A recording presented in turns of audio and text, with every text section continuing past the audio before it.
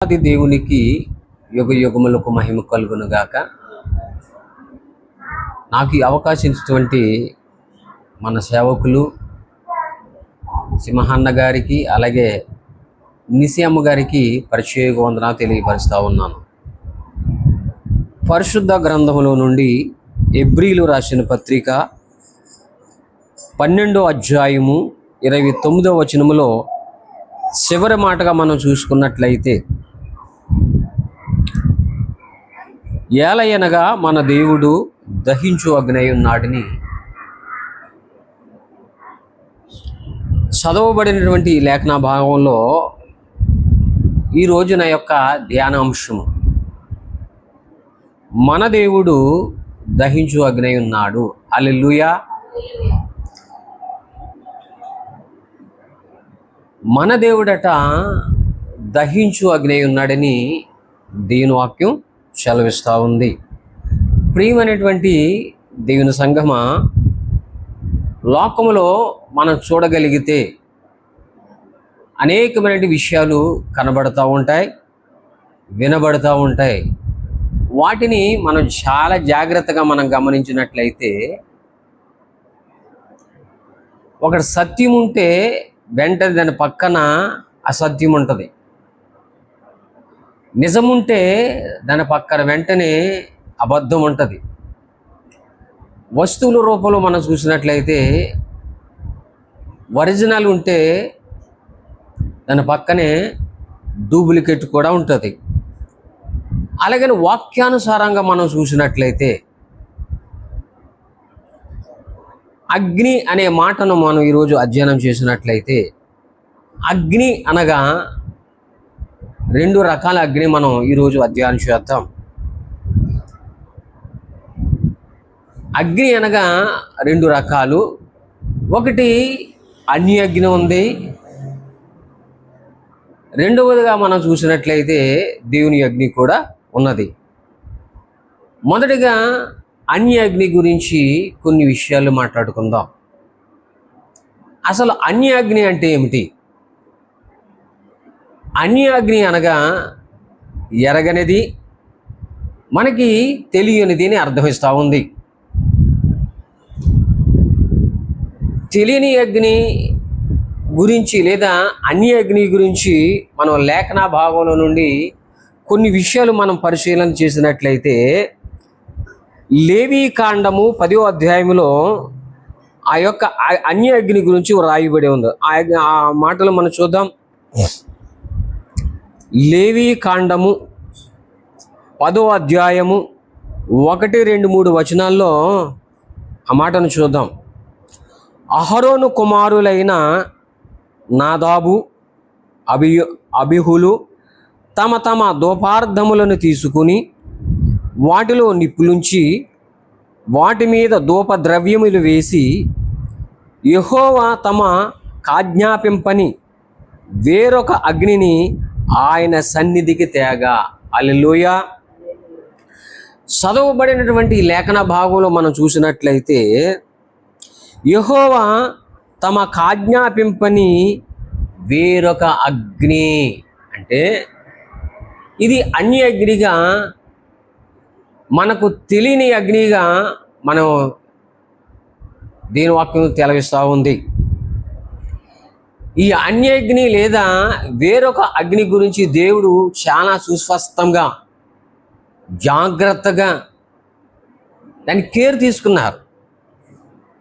తీసుకొని తండ్రి అయిన దేవుని యొక్క ప్రజలైనటువంటి ఇశ్రాయేలుకు అనేకమైనటువంటి ఆజ్ఞలు ఇచ్చారు.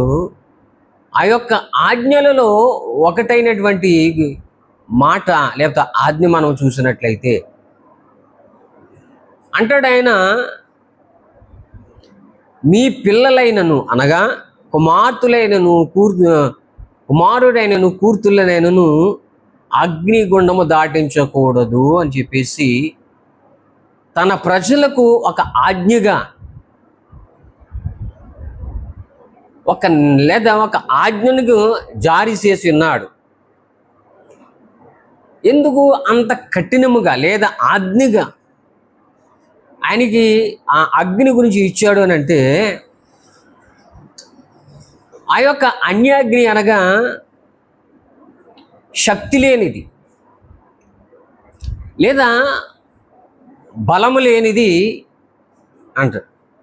లేదు అంటే అన్యాగ్నికి దేవుడు ఏం చేశాడంటే అసహించుకున్నాడు. దేవుడు దాన్ని ద్వేషించాడు. ఆ అన్యాగ్ని దేవుడు విసర్జించున్నాడు. ఈ అన్యాగ్ని ఎవరిని చూసేస్తుంది అంటే సాతాను సంబంధమైనటువంటి అగ్ని. ఆ అగ్నిలాగా కనబడుతుంది, కానీ అగ్ని కాదు. హల్లెలూయా. దానికి శక్తి లేదు, బలము లేదు, అగ్నిలా కనపడుతుందని, కానీ అగ్ని మాత్రము కూడా కాదు. అది భ్రమపరుస్తూ ఉంది. హేయమైనది దేవునికి, అసహ్యకరమైనది ఈ అన్యాగ్ని, అపవిత్రమైనది ఈ అగ్ని. ఆ అగ్ని ఎక్కడికి తీసుకొచ్చారు? పరిశుద్ధమైనటువంటి దేవుని సన్నిధికి అహరోను కుమారులు తేగా. ఏ అగ్ని అది? దేవుడు అసహించుకున్న అగ్ని, దేవుడు విసర్జించిన అగ్ని, దేవునికి హేయమైన అగ్ని, అపవిత్రమైన అగ్ని, వేరొక అగ్ని దేవుని సన్నిధికి తేగా. దేవుడికి రోషము కలిగిన వాడు, దేవుడు పౌరుషం కలిగిన వాడు, ఆయన పరిశుద్ధ దేవుడు కనుక రౌద్రుడై అపవిత్ర అగ్ని తెచ్చినటువంటి లేదా వేరొక అగ్ని తెచ్చినటువంటి వారిని అక్కడక్కడే వారిని నాశనం చేసేశారు. వారు అక్కడే ప్రాణం చేశారు. వెంటనే అంటాడు మోషే, అక్కడ ఉన్నటువంటి ప్రజలని ఆ దేవుని సన్నిధి నుండి వెలుపడికి తీసుకొచ్చి వారిని వీరుపరచడం జరిగింది. హల్లెలూయా. ఇది అన్యాగ్ని, సాతాను అగ్ని. దేవుడు హేయముగా చూసినటువంటి అగ్నిని కొన్ని విషయాలు ఈరోజు అధ్యయనం చేశాం. ఇక రెండవ మాట మనం చూసినట్లయితే దేవుని అగ్ని. ఏమండి? దేవుని అగ్ని. ఆ అగ్ని అనగా దేని వాక్యం సెలవిస్తూ ఉంది? మన దేవుడు దహించు అగ్ని ఉన్నాడని దేని వాక్యం సెలవిస్తూ ఉంది. దేవుని అగ్ని అనగా ఆయనే దహించు అగ్ని ఉన్నాడని దేని వాక్యం సెలవెయ్యగా, పరిశుద్ధ గ్రంథములు ఆయన గురించి వాక్యానుసారం చూస్తే ఆయన మండుచున్న అగ్ని వంటి వాడని, ఆయన ముందర అగ్ని జ్వాలలు నడుస్తాయని, ఆయన కనులు అగ్ని జ్వాల కనులు కలిగిన వాడి అని, ఆయన మండుచున్న అగ్ని అని, వేయి సూర్యుల కంటే తేజో నివాసుడని, ఆయన ఎదుట ఏ జీవి కూడా నిలవ జాలనంటే గొప్ప అగ్ని జ్వాలనటువంటి ఆయన దహించు అగ్ని అయి ఉన్నాడని దేవుని వాక్యం సెలవిస్తూ ఉంది. హల్లెలూయా. అంత భయంకరమైనటువంటి ఆ మహాదేవుడు తన ప్రజలతో మాట్లాడాలి అనుకున్నప్పుడు, తన ప్రవక్తలతో మాట్లాడాలి అనుకున్నప్పుడు, లేదా తన భక్తుల ద్వారా మాట్లాడాలి అనుకున్నప్పుడు దేవుడే ఆయన అగ్ని అయి భూమి మీద దిగి వచ్చినటువంటి సందర్భాలు అనేకం ఉన్నాయి. వాక్యానుసారంగా మనం కొన్ని విషయాలు చూస్తే, మోషేతో మాట్లాడినప్పుడు మండుచున్న అగ్ని పొదలతో నుండి ఆయన మాట్లాడటం జరిగింది. హల్లెలూయా. రెండవసారి మనం చూసినట్లయితే ఆయన మోషే, నేను ప్రజల ద్వారా ప్రజలతో మాట్లాడాలని అనుకుంటున్నా కనుక నీవు సీనాయి కొండ మీదుగా ఎక్కిరమ్మన్నాడు. వెంటనే మోషే సీనాయి కొండ మీద ఎక్కినప్పుడు ఆయన అగ్నివై ఆ సీనాయి కొండ మీద 40 దినాలు మోషేతో గడపటం, మోషే ఆయనతో గడపటం జరిగింది. హల్లెలూయా. పూర్వకాలంలో ఆ దేవుడు, దహించు అగ్ని ఉన్నటువంటి ఆ దేవుడు అప్పుడే కొంతమంది ప్రజలు కూడా, కొంతమంది దేవుని మాట విన్నారు, కొంతమంది దేవుని మాట వినలేదు. అంటే మాట వినుట అంటే ఇష్టపడుట. కొంతమంది ఆలనాడు కూడా దేవుని ఇష్టపడలేని ప్రజలు ఉన్నారు. రాను రాను దేవుడు కృప కలిగిన దేవుడు, దయ కలిగిన దేవుడు, అందరి ఎడ వాత్సల్యత కలిగిన దేవుడు, ఆ దహించు అగ్ని అయినటువంటి ఆ దేవుడు తన యొక్క ఔన్నత్యాన్ని, తన మహిమను తగ్గించుకొని వాక్యమై శరీరధారిగా ఈ భూమి మీదకి వచ్చి తన ప్రజల మధ్య సంచరించినటువంటి యేసు ప్రభువారు మనం చూస్తూ ఉంటాం. హల్లెలూయా. అటువంటి శరీరధారిగా యేసు ప్రభువారు మనుషుల మధ్య సంచరించినప్పుడు కూడా, అద్భుత కార్యాలు, ఆశ్చర్య కార్యాలు చేసినప్పుడు కూడా ఆ ప్రజలు ఏం చేశారనంటే యేసు ప్రభువారిని కూడా నిరాకరించారు. యేసు ప్రభువారిని తృణీకరించారు. యేసు ప్రభువారిని అసహించుకున్నారు. యేసు ప్రభువారు నాకొద్దు అనేటువంటి కొంతమంది ప్రజలు వేరైపోయారు.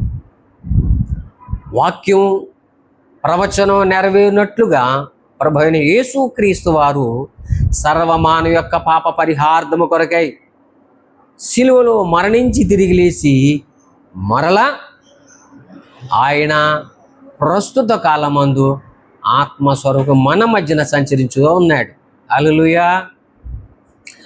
అటువంటి దహించు అగ్ని అయినటువంటి ఆ దేవుడు శరీరధారిగా వచ్చాడు. శరీరధారిగా వచ్చినప్పుడు అసహించుకున్నారు.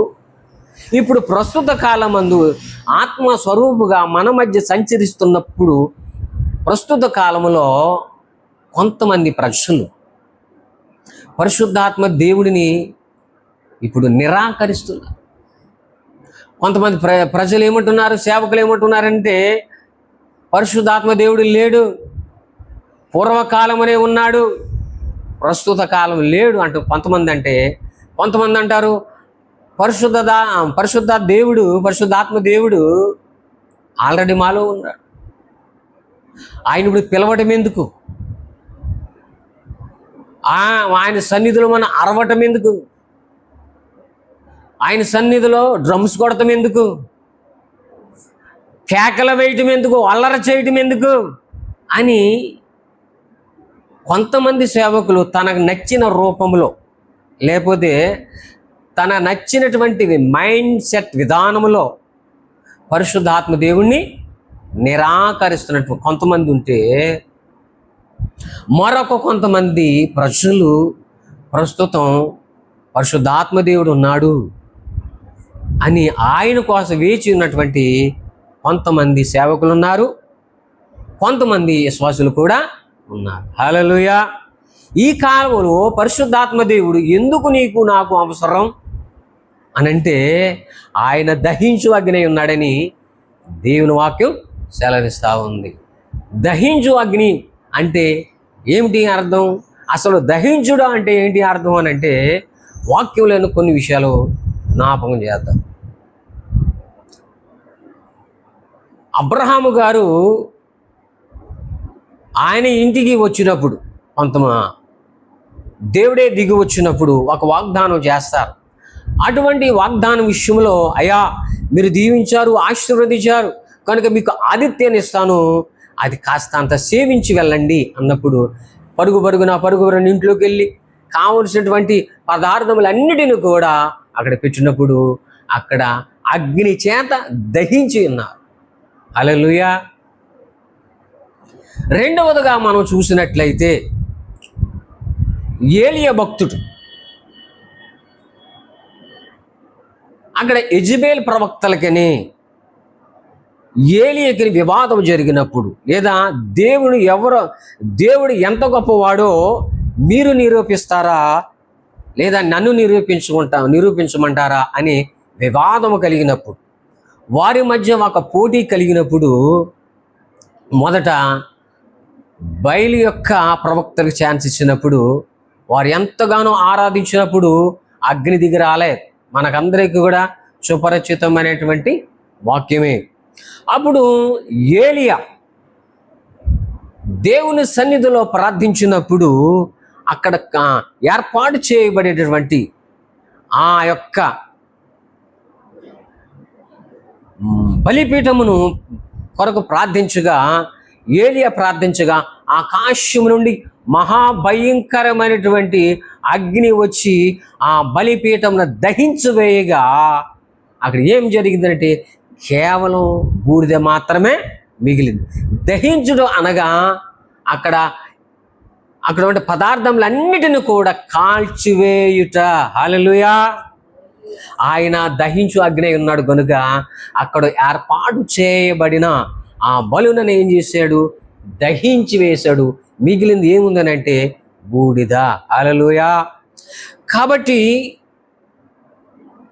పరిశుద్ధాత్మ దేవుడు ఆయన దహించు అగ్ని అయ్యుండి మన మధ్యన సంచరించుచున్నాడు. కాబట్టి ఈరోజు మనమందరము కూడా మన దేవుడు దహించు అగ్ని ఉన్నాడు కనుక ఆయన పరిశుద్ధాత్మ దేవుడుగా మన మధ్యన ఆత్మస్వరూపుగా సంచరించుచున్నాడు కనుక మనం కూడా ఈరోజు ఆయన ఆహ్వానిద్దాం. ఆహ్వానించినట్లయితే మనం లోకంలో పుట్టాము, లోకంలో పెరుగుతున్నాం, లోకంలో జీవిస్తున్నాం గనుక మనకు లోకము చేస్తుంది. లోకం మనలోనికి ఎప్పుడైతే వచ్చిందో మన పాపంలోనికి పడిపోతాం. పాప స్వభావం, పాప తలంపులు, పాప ఆలోచనలు, పాప ఉద్దేశాలు కనుక సమస్తం కూడా మన శరీరములకు పాప ఆలోచన వచ్చేస్తుంది. చీకటి మనలోనికి వచ్చేస్తా. వాటన్నిటిని కూడా దహించేయాలనంటే, తీసివేయాలనంటే పరిశుద్ధాత్మ దేవుడు మనలోనికి రావాలి. హల్లెలూయా. ఒక మాట అర్థం అవటానికి ఈ మాట చెబుతాను. మన సమాజంలో లేదా మన మందిరంలో కొంతమంది స్త్రీలు కానీ పురుషులు కానీ ఉంటారు. వారు సాక్ష్యాన్ని పంచుకుంటారు వేరొక స్నేహితులతో. ఏమని పంచుకుంటారని అంటే, ఇద్దరు స్నేహితులు ఉంటారు. అయ్యా, అతను నేను ఎంతో స్నేహితులుగా ఉండేవాడు.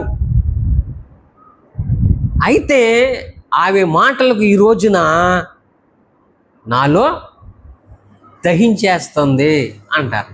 ఏమంటారా?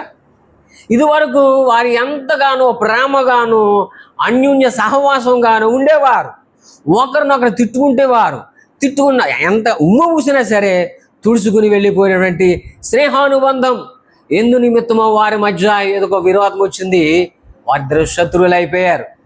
వారి ప్రేమతో గద్దించినటువంటి మాట కూడా ఇతర వ్యక్తికి ఏమవుతుంది? విరోధంగా కలుగుతుంది. ఆ మాటను తీసుకొని, ఇదిగో అలనాడు అన్నం పెట్టాను, అలనాడు పుణ్యం పెట్టాను, ఆ మాట నన్ను ఆమె ఈరోజు నన్ను తిట్టింది, ఆ మాట నాలో దహించి వేస్తుంది అని చెప్పేసి ఈమెలు రగిలిపోతుంది. ఆ పదే పదే పదే పదే ఆ మాటని జ్ఞాపకం చేసుకుని ఈమెలు దహించేస్తుంది. ఆ మాట నన్ను దహించేస్తుంది అని చెప్పేసి ఆ ఇతరులకి పంచుకుంటా ఉంది. ప్రియమైన దేవుని సంగమా, ఆలోచన చేయగలిగి ఉంటారు. ఒక ఆమె నిన్ను మాట అన్నదేనంటే ఆ మాట నేను దహించేయటం కాదు, కానీ ఒకవేళ నేను దహిస్తుందంటే నీలో స్వార్థం వస్తుంది. ఆ మాట ద్వారా నీకు అసూయ వస్తుంది. ఆ మాట ద్వారా నీకు పగ వస్తుంది. ఆ మాట ద్వారా నీకు ఏదో ఒక ఆమెని చెయ్యాలి, వాడు చేయాలి అని చెప్పి చెడ్డ ఆలోచన తలంపులు వస్తుంది. నేను ఆ మాట దహించాలనంటే ఏదైనా ఉందనంటే సేవకులు చెప్పిన మాట, వాక్యంలో రాయబడినటువంటి మాట, అదే దేవుని వాక్యము నన్ను దహించి వేయాలి తప్ప లోకములో ఉన్న వారి మాట నీవు పట్టించుకుంటే నీ ఆత్మ విషయమై నేను దహించి వేస్తుంది. అది నరకాగ్నిలోనికి తీసుకువెళ్తాది. కనుక ఈ లోకములో యేసు ప్రభువారు ఉన్నప్పుడు కూడా, యేసు ప్రభువారు అద్భుత కార్యములు, ఆశ్చర్య కార్యములు చేసినప్పుడు తమ వెంట ఉన్నటువంటి శిష్యులు కూడా లోకంలో పడిపోయారు. పడిపోయిన తర్వాత వారికి భయం వేసింది, భీతి వచ్చింది, చింత వచ్చింది. యేసుప్రభు వారిని పట్టుకున్నప్పుడు పారిపోయారు.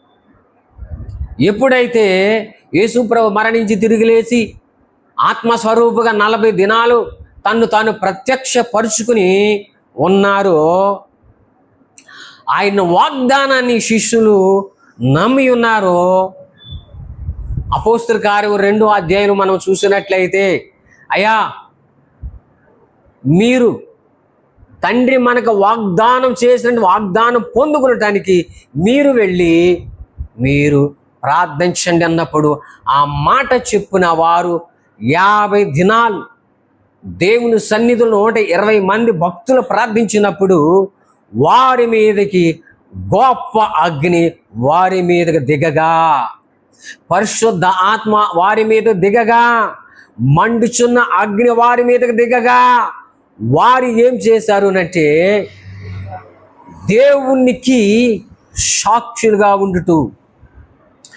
ఏ పిరిగ ఆత్మ అయితే ఉందో, ఏ చింత అయితే ఉందో, ఏ భయం అయితే ఉందో, ఏ భీతి అయితే ఉందో అన్నిటిని కూడా ఆ పరిశుద్ధాత్మ అగ్ని వచ్చి దహించి వేసింది. వెంటనే లోకములోనికి వెళ్ళినప్పుడు వారు నిలబడినప్పుడు అనేకమైనటువంటి దురాత్మ శక్తులను దహించి వేశారు. కేవలం తన నీడను బట్టి, కేవలం తన మాటను బట్టి, కేవలం దేని వాక్యను బట్టి నిలబడగా దురాత్మ శక్తులు దాని బలిపీఠములన్నిటి కూడా కూలిపోయాయి, పడిపోయాయి, అన్నీ కూడా పడటం జరిగింది. హల్లెలూయా. కాబట్టి మనము కూడా పరిశుద్ధాత్మ దేవుడిని మనము ఆస్వాదిస్తే, పరిశుద్ధాత్మ దేవుడిని మనం ఆహ్వానిస్తే, ఆయన దహించు అగ్ని ఉన్నాడు గనుక ఆయన మనలోనికి వస్తాడు. మనలో ఏదైతే ఉందో, చీకటి ఉందా, భయం ఉందా, పిరికి ఉందా, చింత ఉందా, అదేమైనా సరే శిరస్సు మొదలకు అరికాలు వరకు ఆ దహించు అగ్ని వచ్చి సమస్తము చీకటిని కూడా కాల్చివేస్తాడు. హల్లెలూయా. ఒక మాట చెప్పి నేను ముగించాలని ఆశపడుతున్నాను. యాకోబు రాసిన పత్రికలో మనం చూసినట్లయితే, యాకోబు రాసిన పత్రిక 3వ అధ్యాయంలో మనం చూసినట్లయితే అక్కడ భక్తుడు అంటాడు, ఏమంటాడంటే నాలుక అగ్నియే. యాకోబు రాసిన పత్రిక 3వ అధ్యాయం 6వ వచనంలో మనం చూసినట్లయితే నాలుక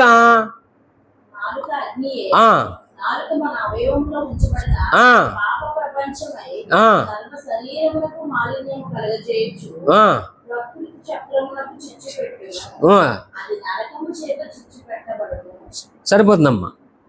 ఏటట? నాలుక అగ్నియే.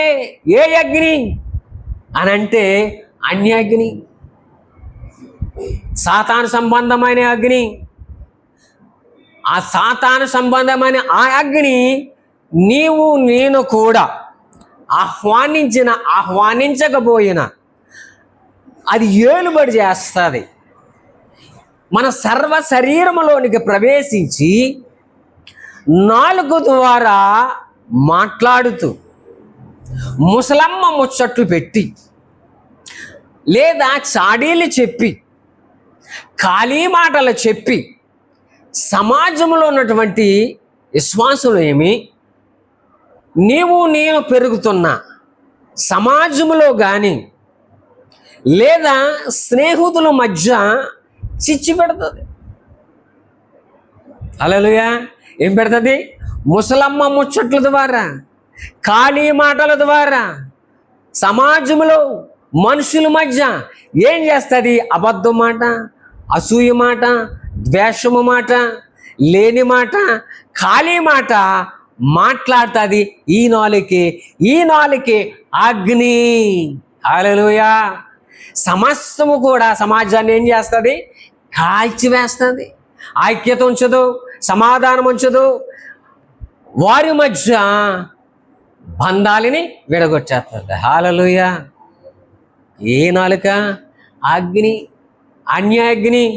మరొకసారి జ్ఞాపకం చేస్తున్నాను, నీవు నేను ఆహ్వానించకపోయినా అన్యాగ్ని అటువంటి సాతాను అగ్ని నిత్యము నిన్ను కూడా ఏలుబడటానికి నిత్యము కూడా ఎదురు చూస్తూ ఏలుబడి చేస్తూ ఉంటుంది.